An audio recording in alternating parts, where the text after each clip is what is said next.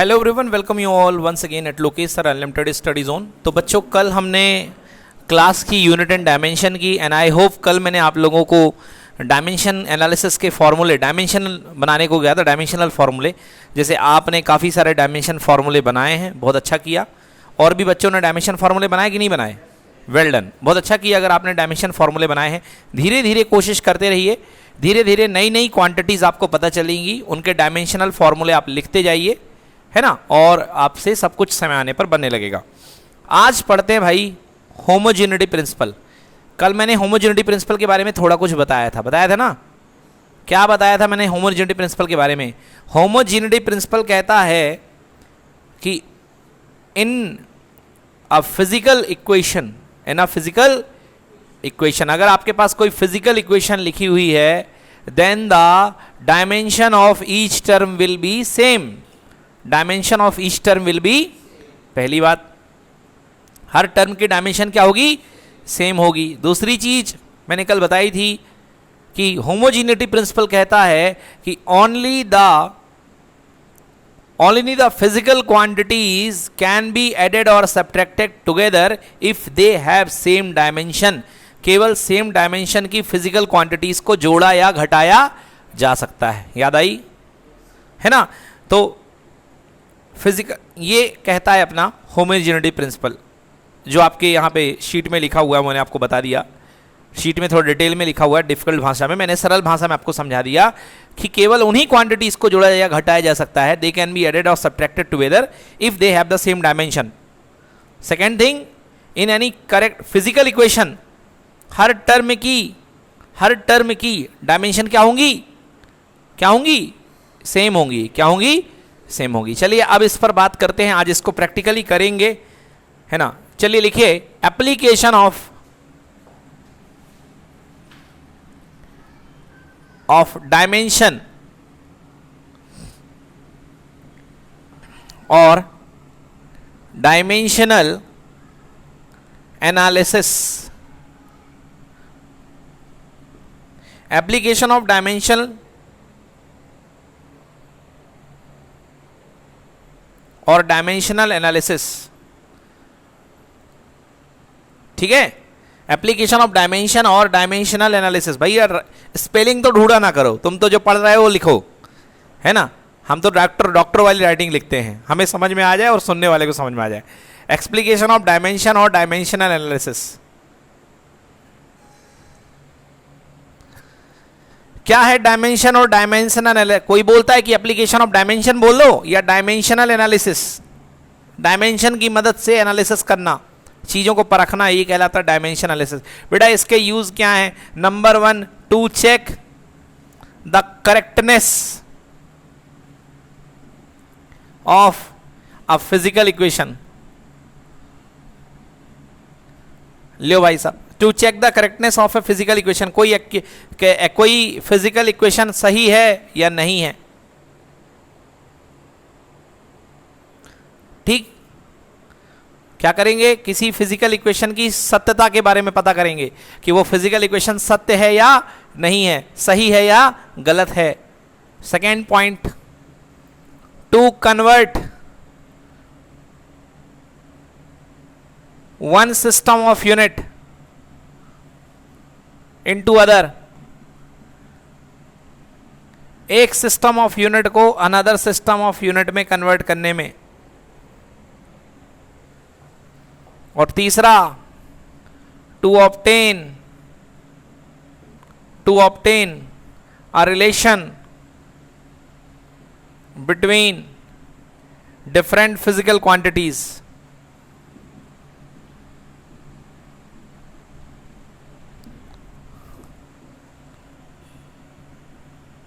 To obtain a relation between different physical quantities. तीन बातें हैं, to obtain a relation between different physical quantities. बच्चों 3 काम करने हैं और 3 सवाल, 3 टॉपिक्स में एक क्वेश्चन आपके एग्जाम में आने वाला है, पक्का 100%। और ये भी बता दूं किससे आएगा क्वेश्चन, ये वाले से, थर्ड वाले से। मोस्ट ऑब्वियस है थर्ड वाले से आएगा, बड़ा वाला क्वेश्चन आएगा थर्ड वाले से, छोटा वाला क्वेश्चन आएगा इस वाले से या इस वाले से, ठीक है। 2 क्वेश्चन बनते हैं यहाँ पे, तो शुरू करें।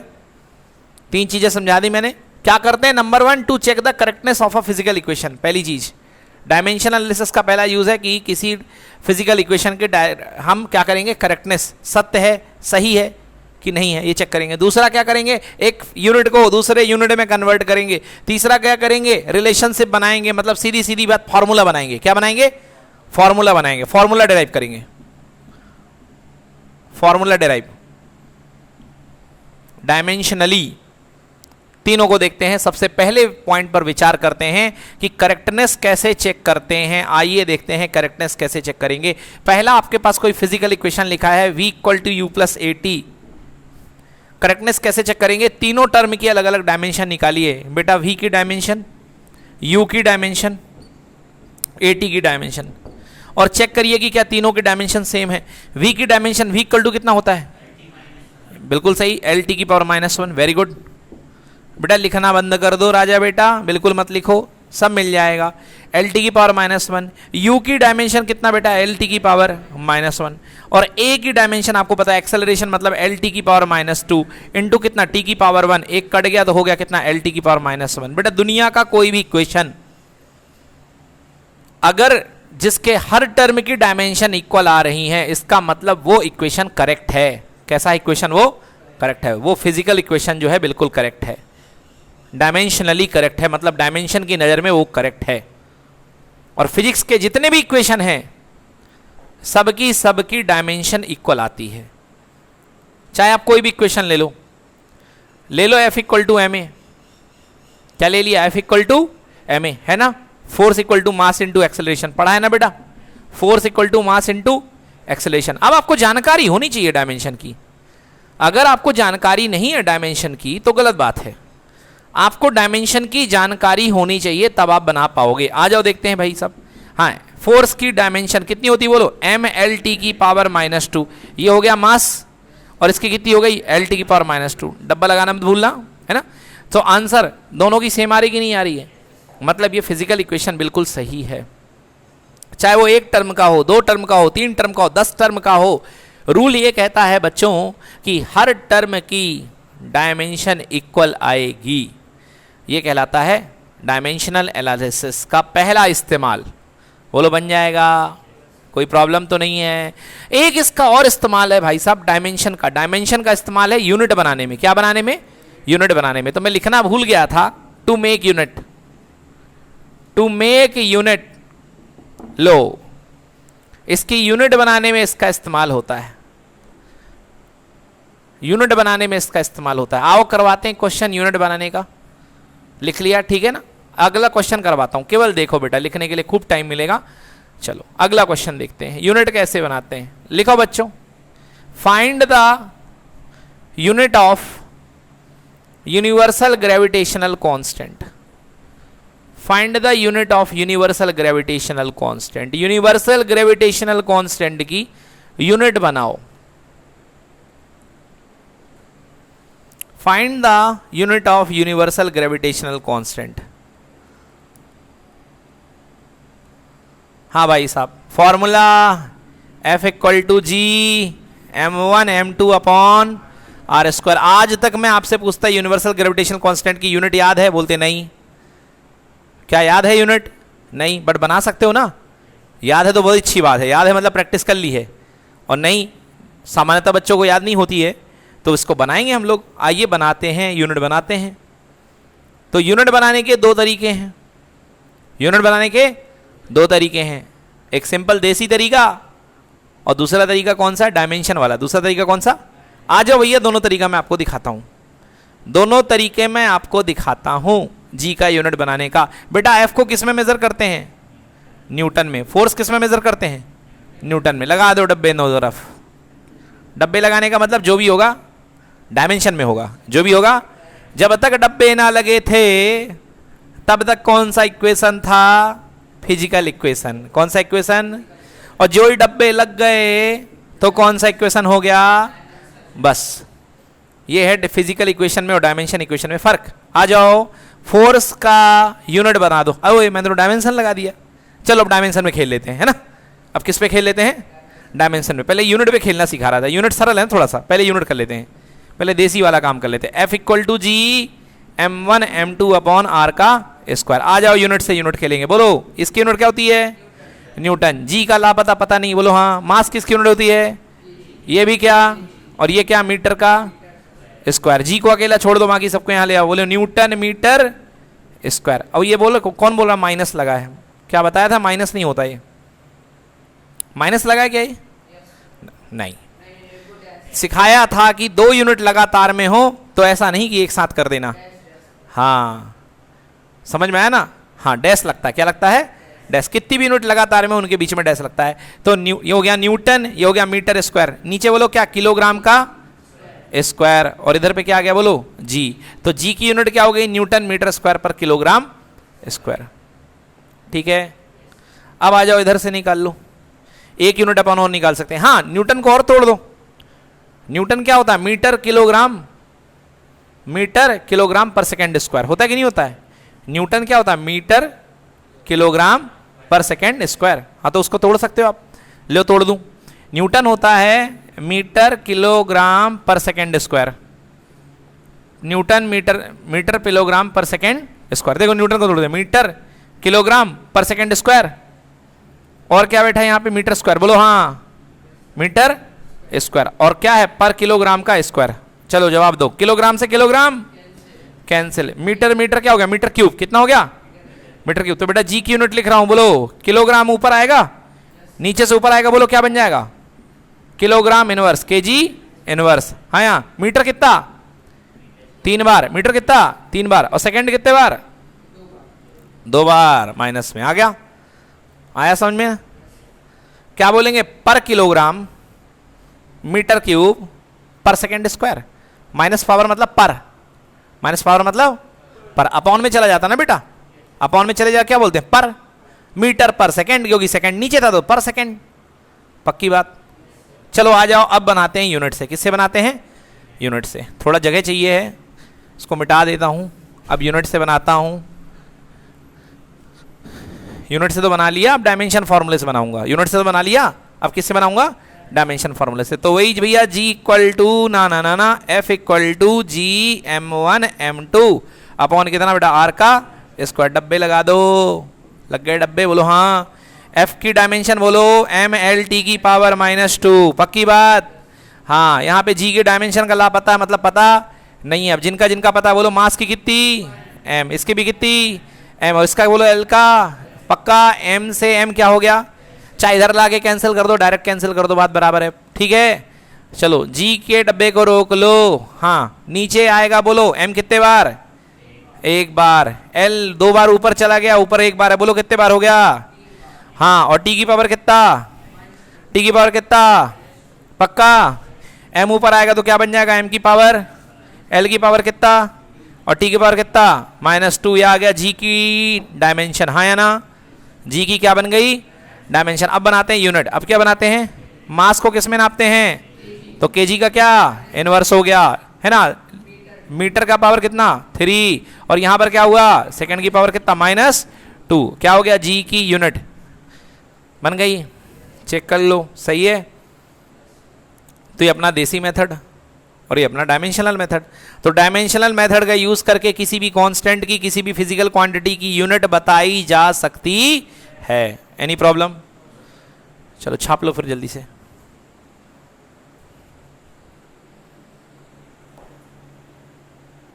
चलिए बच्चों, पहला पार्ट हो चुका है, दूसरे पार्ट पे आते हैं। दूसरा पार्ट क्या है, बोलो।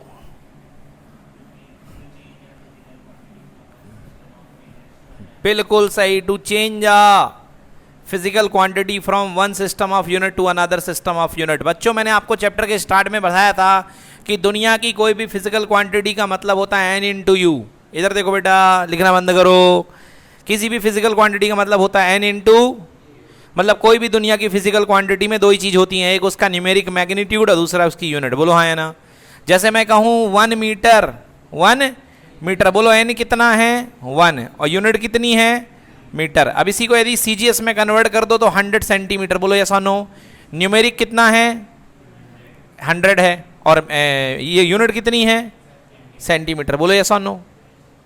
तो क्या देख रहे हो आप? ये देख रहे हो कि अगर आपका न्यूमेरिक बढ़ता जाता है तो यूनिट छोटी होती जाती है। तो आप क्या लिख सकते हो इस कंसेप्ट को? इस कंसेप्ट को लिख सकते हो n1 u1 equal to n2। लिख सकते हो कि नहीं लिख सकते हो? क्या समझ रहे हो भाई? n1 u1 n2 u2, but है पूरी की पूरी यूनिट मतलब क्वांटिटी एक ही है। क्वांटिटी एक ही है कि नहीं है? क्वांटिटी एक ही है, उसके देखने के तरीके अलग अलग हैं। अगर यूनिट छोटी लोगे तो मैग्नीट्यूड क्या हो जाएगा? बड़ा। और यूनिट अगर बड़ी लोगे तो मैग्नीट्यूड क्या हो जाएगा? छोटा। दिखा कि नहीं दिखा? चलो एक और देख लो। 1 किलोमीटर, 1 किलोमीटर में कितने मीटर होते हैं? 1000 मीटर। और 1000 मीटर में 1 2 3 4 5 सेंटीमीटर। बोलो यस और नो। तीनों की वैल्यू सेम ही है, चाहे 1 किलोमीटर जाओ, चाहे 1000 मीटर दौड़ के जाओ, चाहे 1 लाख सेंटीमीटर दौड़ के जाओ, चलना उतना ही है। बोलो हाँ या ना? चलना उतना ही है। उतना ही चलना पड़ेगा कि अलग अलग चलना पड़ेगा? उतना ही चलना पड़ेगा। मतलब तीनों फिजिकल क्वांटिटी सेम है, केवल इनके बदलाव किस में आ रहा है? यूनिट सबसे बड़ी थी, मैग्नीट्यूड छोटा था। यूनिट और छोटी हुई, मैग्नीट्यूड बढ़ गया। यूनिट सबसे छोटी हुई, मैग्नीट्यूड क्या हो जाएगा? और बड़ा हो जाएगा। बोलो यस और नो। मतलब कंसेप्चुअली मैं क्या लिख सकता हूं इसको? n1 u1 equal to n2 u2 equal to n3 u3। और किसी में कन्वर्ट करोगे तो और होता जाएगा। पक्की बात बेटा? चलो, इस कंसेप्ट का इस्तेमाल करते हुए हम एक सिस्टम को दूसरे सिस्टम में कन्वर्ट करते हैं। u का मतलब n1 का मतलब n1, u1 का मतलब क्या होता है बेटा? m1 l1 t1। समझ गए? अब जो भी इनके वो होंगे लगा देना। m1 की पावर a, l1 की पावर b, t1 की पावर c। दूसरा क्या हो गया बेटा? ये n2। और सेकेंड सिस्टम में इनका नाम क्या ले लो?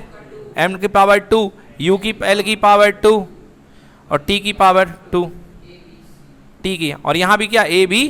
ये चेंज नहीं होंगे। क्यों नहीं होंगे चेंज? अरे भैया अगर ये फोर्स है तो ये भी क्या है? फोर्स। और अगर फोर्स में l की पावर 1 आता है तो यहां भी l की पावर क्या आएगा? 1 आएगा ना। है तो दोनों यूनिट मतलब क्वांटिटी तो सेम है ना। क्वांटिटी क्या है? सेम। तो मैग्नीट्यूड बदला होगा, मैग्नीट्यूड बदला होगा, क्वांटिटी सेम है ना। आओ करते हैं इस पर बेसिक क्वेश्चन। क्वेश्चन आया कन्वर्ट 1 जूल इंटू अर्ग। क्या है क्वेश्चन? कन्वर्ट 1 जूल इंटू अर्ग। 1 जूल क्या है? एसआई यूनिट है। अर्ग क्या है बेटा? सीजीएस यूनिट है। अब आप जानते हो कि पढ़ के गए हो घर से कि अर्ग क्या है, तो बोले सीजीएस है तो पकड़ लोगे। बट यदि पढ़ाई के नहीं गए अर्ग क्या है तो ढूंढते रह जाओगे। समझ गए ना बच्चे? हाँ, तो 1 जूल इंटू अर्ग हम कन्वर्ट करते हैं 1 जूल इंटू अर्ग। कल मैंने न्यूटन को डाइन में कन्वर्ट करके बताया था ना। अब कन्वर्ट कर रहे हैं, कन्वर्ट 1 जूल इंटू अर्ग।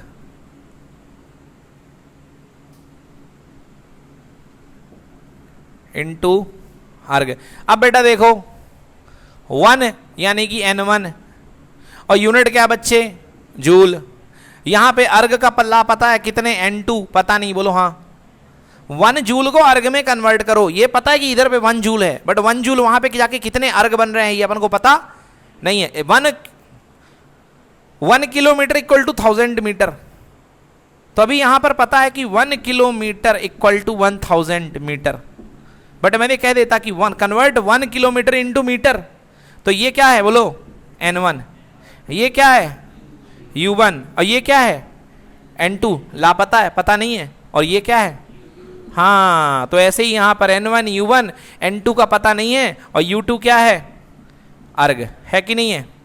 पक्की बात? चलो आ जाओ फिर। जूल कौन सी यूनिट है? एसआई। जूल कौन सी यूनिट है? एसआई। और एसआई यूनिट में मास के लिए क्या होता है? ये 1 किलोग्राम। यूनिट मास कितना होता है? लेंथ कितनी होती है? 1 मीटर। टाइम कितना होता है? 1 सेकेंड। हाँ है ना? देखो समझ में आएगा। तो ये रखा बेटा मैंने n1। n1 पता है अपन को। n1 चलो पहले लग देता हूँ n1। और यहां रखा मैंने m1 l1 t1 की पावर ये 2 और ये भी कितना? 2। क्यों? क्योंकि बेटा वर्क की डायमेंशनल फॉर्मूला होता है mlt की पावर -2। देख लो कॉपी में ml2 देख लो कॉपी में, होता है कि नहीं होता? तो भैया जो वर्क का डायमेंशन फॉर्मूला होता है ml2 इतना समय नहीं रहेगा वहां पे कि आप डायमेंशन फार्मूला निकालो, और ना मैं सलाह दूंगा। तो जो बेसिक डायमेंशन फार्मूले हैं फोर्स के, वर्क के, टाइम के, प्रेशर के, पावर के, ये आपको याद होने चाहिए। इतनी प्रैक्टिस कर लो, याद हो जाते हैं। ml2 बोलो यस। चलो बहुत बढ़िया। इक्वल टू n2 पता नहीं है, यहां पर बोलो कितना, ml2 कितना, मगर सिस्टम कौन सा है? सेकेंड। ये फर्स्ट सिस्टम है, ये कौन सा सिस्टम है? सेकेंड। बोलो n1 की वैल्यू कितने जूल? 1 जूल, हाँ या ना? ठीक है, यहाँ पे m1, यहाँ पे l1 की पावर 2 और यहाँ पे t1 की पावर कितना? -2। पक्की बात? उसको नीचे ले आओ, यहाँ पे m1 अपॉन कितना हो गया, यहाँ l1 अपॉन कितना हो गया, की पावर कितना? 2, और वहाँ पे t2 आ गया। बोलो t1 अपॉन t2 की होल पावर कितना? और यहाँ पे क्या बच गया? निकालना है ना? सही है एकदम। चलो आ जाओ। 1 है, सब कुछ 1 चल रहा है। बोलिए m यहाँ पे क्या होता है? किलोग्राम में होता है। और यहाँ पे इसका मास का क्या बनता है? यूनिट क्या बनती है? मास की ग्राम बनती है। हाँ, यहाँ पे क्या बनती है इसकी? मीटर। क्या बनती है? मीटर। 1 नंबर मतलब SI, SI मतलब मीटर, और 2 नंबर मतलब क्या? सेंटीमीटर। हाँ है ना भाई? देखो मैग्नीट्यूड दोनों बाहर हो चुके हैं, खेल किस में हो रहा है? यूनिट में। किस में हो रहा खेल? और यूनिट को हिंदी में बोलते हैं एक। यूनिट को हिंदी में क्या बोलते हैं? एक। तो ऊपर 1 किलोग्राम, नीचे 1 ग्राम, ऊपर 1 मीटर, नीचे से 1 सेंटीमीटर। हाँ, इधर पे बोलो एक क्या, और ये भी क्या, क्योंकि दोनों में SS लगा, CGS, और यहाँ SI में सेकंड होता है। पक्का? हाँ, भूल गया था। यहाँ पे पावर कितनी? 2। यहाँ पे पावर कितनी? इधर पे क्या चलेगा? ये कैंसिल हो गया। बोलो हाँ, कोई फायदा नहीं है इसका। चलो यहाँ पे आ गया 1। हाँ, अब रखते हैं बेटा, देखो ध्यान से। हाँ, 1 किलोग्राम में कितने ग्राम होते हैं? और नीचे कितना? 1 मीटर में कितने सेंटीमीटर? 100 सेंटीमीटर। और नीचे भी क्या? और ऊपर क्या लगा है? इसको लगाना मत भूलना, स्क्वायर लगा हुआ ऊपर। ठीक है, इक्वल टू कितना बोलो? ग्राम से ग्राम, सेंटीमीटर सेंटीमीटर। इधर पे कितने जीरो, और इधर पे कितने जीरो बनेंगे? 2 का स्क्वायर है 4 जीरो, कितने बनेंगे? 4। तो इधर पे बन गया बेटा, n2 चल रहा है, इधर चलने दो। इधर पे 3 जीरो हैं, और इधर पे कितने जीरो हैं? 4 जीरो हैं। तो आंसर n2 इक्वल टू कितना? 10 की पावर। मतलब ये जो कन्वर्जन फैक्टर आया था, जो कन्वर्ट करेगा उसको, जैसे 1 किलोमीटर इक्वल टू 1000 मीटर, तो यही से यहाँ पे कन्वर्जन फैक्टर क्या है? 10 की पावर 7। तो मैं लिखूंगा 1 अर्ग, हाँ, 1 जूल इक्वल टू 10 की power 7 N1 U1 N2 U2। Note कर लो।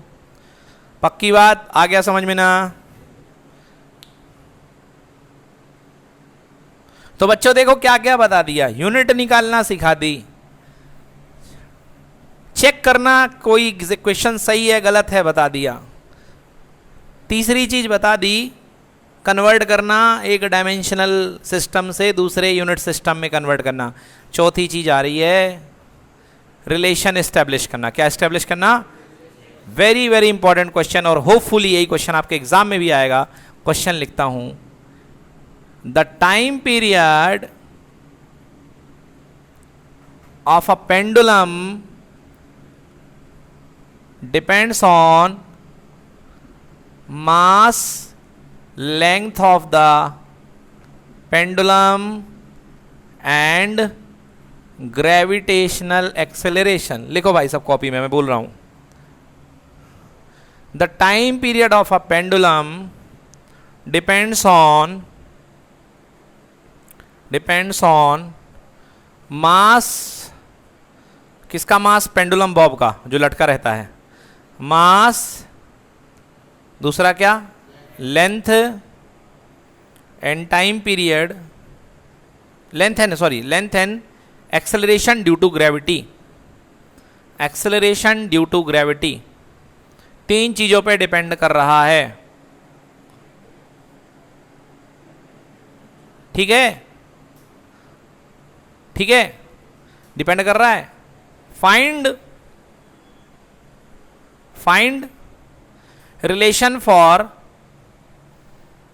The relation for time period,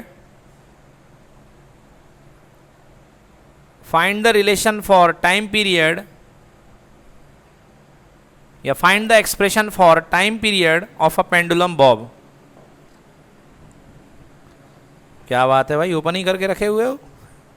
find the relation for the time period of A pendulum Bob. बेटा उसको बंद कर दो, उसको ऑफ कर दो, अपन थोड़ी मेहनत कर लें, फिर आराम से उसको देखना है, डिस्ट्रैक्ट ना होना बस इसलिए। चलो देखो बेटा कैसे करेंगे बच्चों।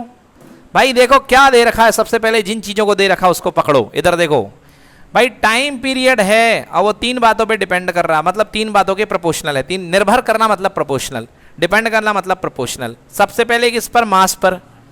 अब मास पर कितनी जोर से डिपेंड कर रहा है ये तो नहीं पता, तो जोर के लिए क्या लगाते हैं, एक्स कांस्टेंट, कुछ भी ए बी सी, मन हो तो ए लगाओ, बी लगाओ, सी लगाओ, मन हो तो क्या लगाओ, एक्स लगाओ।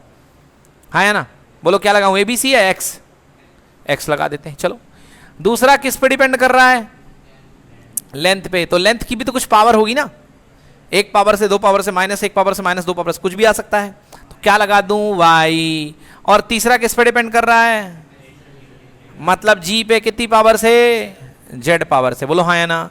ये भैया मेन अपना हो गया नंबर 1, नंबर 2, नंबर 3, 3 चीजें हो गई। इसको दे दो 1, इसको दे दो 2 और इसको दे दो 3। तीनों को मिला दो तो तीनों को मिलाने पे आ जाएगा T प्रोपोर्शनल टू M की पावर X, L की पावर Y और G की पावर Z। पक्की बात। प्रोपोर्शनलिटी हटाते हैं क्या आता है, कांस्टेंट। पढ़े हो ना, प्रोपोर्शनल हटता है तो क्या आता है, कांस्टेंट। बेटा T is equal to K M की पावर X, L की पावर Y और G की पावर Z। नंबर इक्वेशन का मास्टर इक्वेशन A, ये अपना मेन इक्वेशन है। इसका नाम क्या दे दिया, A। मन में चल रहा होगा सर 4 क्यों नहीं दिए, दे दो बेटा, हमें तो वो देना जो अच्छा लगता है, हमें A लगेगा अच्छा है, एकदम राजा टाइप, समझ गए ना। 4 दे दो, कोई दिक्कत वाली बात नहीं है। चलो भाई साहब शुरू होती प्रोसेस यहां से। अब लगाते हैं कंसेप्ट ऑफ,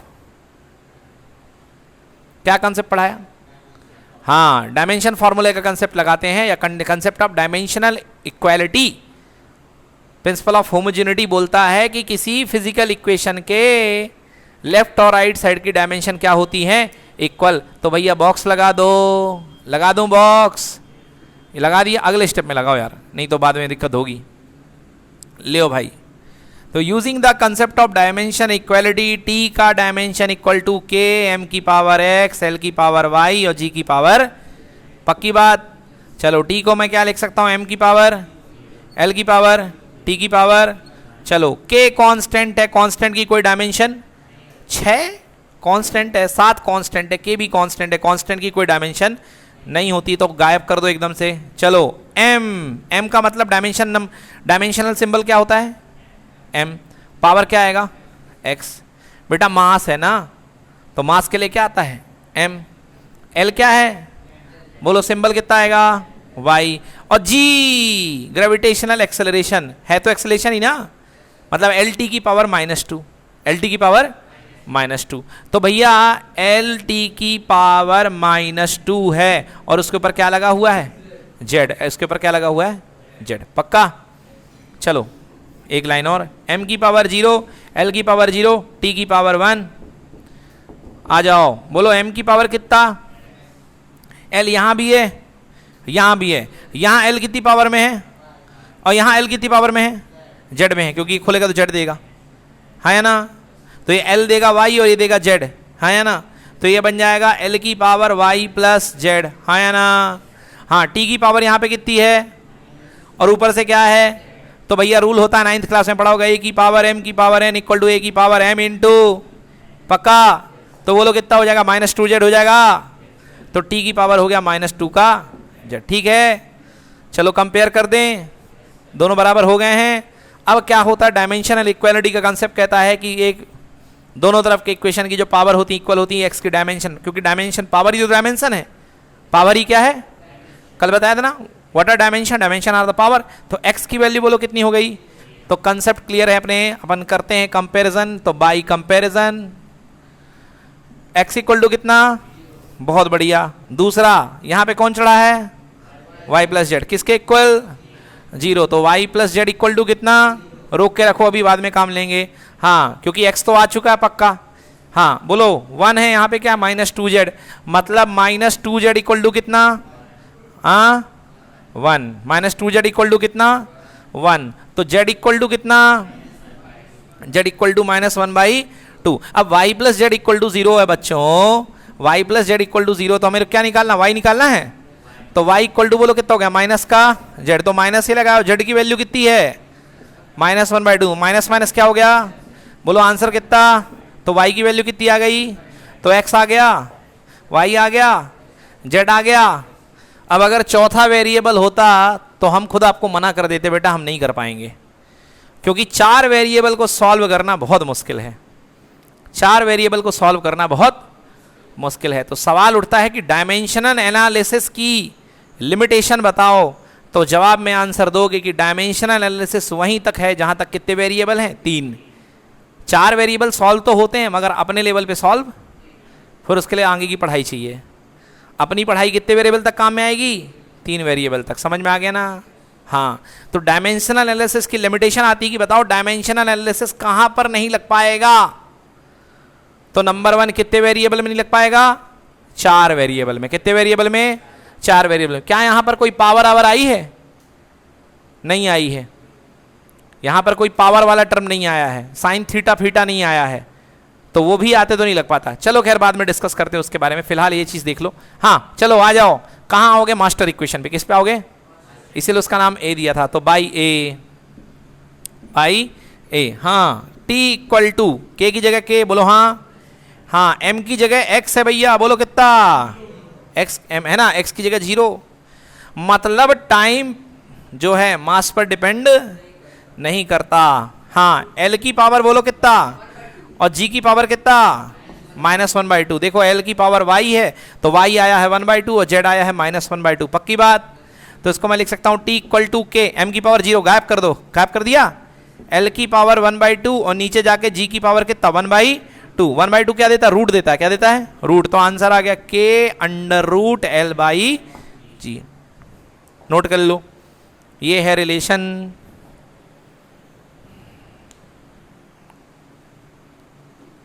सो ये फॉर्मूला डिराइव हो चुका है टाइम पीरियड का, this is the time period of the pendulum, t equal to k√L/g।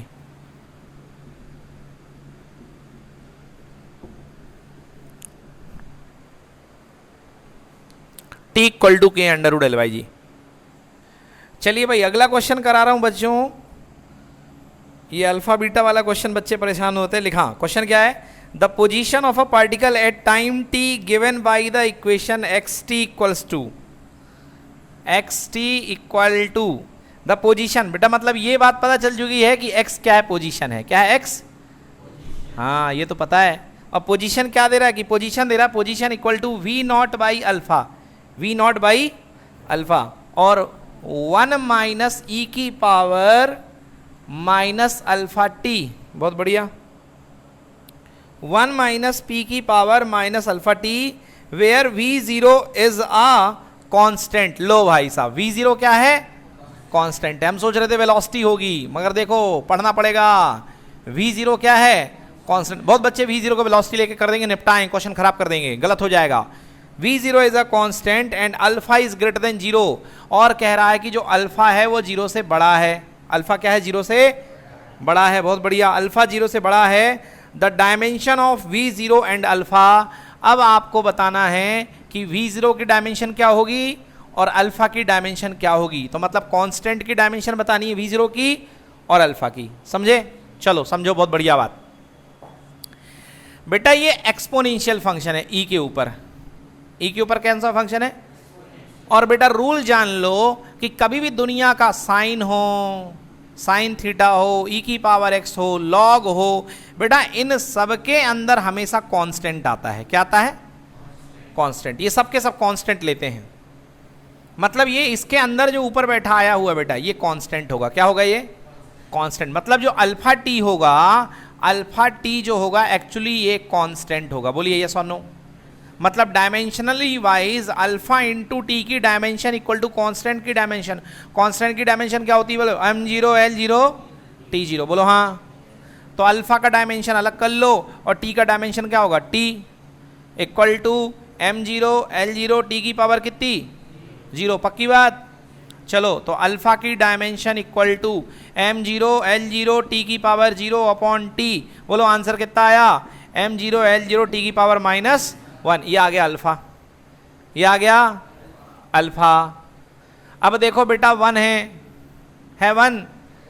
क्या रूल कहता है डायमेंशन एनालिसिस का कि सेम डायमेंशन की चीजें ऐड होती हैं, सब्ट्रैक्ट होती हैं। तो जब 1 में से 1 क्या है, कांस्टेंट, मतलब कांस्टेंट से क्या माइनस हुआ होगा, कांस्टेंट, और constant minus constant equal to क्या हो गया होगा, कांस्टेंट हो गया होगा। नहीं, डायमेंशन की बात करो, नंबर माइनस नंबर नहीं है ना। Constant minus constant equal to क्या चला होगा, कांस्टेंट चला होगा। डायमेंशन में length minus length equal to कितना, लेंथ, यही ना होता है, length minus length equal to 0, 2 - 2 0 होता है मैथ में। मगर dimensionally length minus length equal to length. 5 metre में से 2 मीटर माइनस करो क्या बचेगा, 3 मीटर। तो डायमेंशन तो मीटर की है ना। हाँ, तो बेटा ये तो हो गया कांस्टेंट, ये क्या हो गया। अब ये आग लगनी इसमें, बोलो हाँ, आ जाओ। बोलो एक्स टी की डायमेंशन कितनी है, एक्स क्या है, एल है ना, बताया ना एक्स क्या पोजीशन। अब पोजीशन किस में मेजर किया जाती है, एल में। पोजीशन किस में मेजर करते हैं, एल में। 1 मिनट बेटा, बस हो गया लास्ट। पोजीशन किस में मेजर करते हैं, एल में। तो एक्स टी की डायमेंशन अपन ने एल रख ली। बोलो हाँ, v0 का पता नहीं है, v0 का पता नहीं है, अल्फा का पता चल चुका है, m0 l0 t की पावर कितना, -1। और ये सारा पंगा किस में चल रहा है, डायमेंशन में। किस में चल रहा है, तो भैया v0 की डायमेंशन के लिए इसको ऊपर बुला लो, तो l के साथ मल्टीप्लाई हो जाएगा। बोलो m की पावर कितनी, l की पावर कितनी, क्योंकि एक है ये, हाँ, और t की पावर कितनी, लो आंसर देख लो बेटा, m0 l1 t की पावर -1। सही एकदम, मारो ताला, m0 l1 t की पावर -1। तो अल्फा की भी आ गई है और इसकी भी आ गई है। ओके गाइस, तो आपको एक बहुत बड़ी मैंने वर्कशीट दे दी है। कल ये सारे वर्कशीट के प्रॉब्लम कल पूरे कोशिश करिए लगा के आइए, जितने बनेंगे ठीक है। अब धीरे धीरे अपन को सारे लगाने हैं। ठीक, थैंक यू सो मच।